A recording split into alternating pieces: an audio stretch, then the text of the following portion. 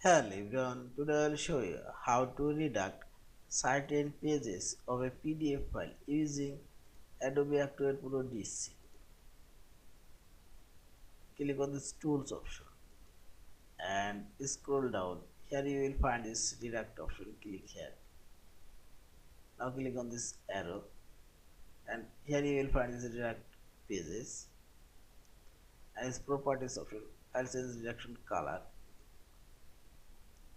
and click on this appearance option. I'll change redaction color. I'll select this color, gray color.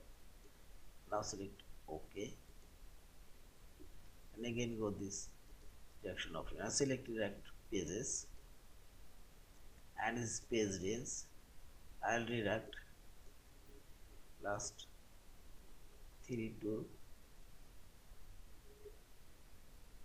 6. Now select OK and page number 3 and see this preview and simply select apply. OK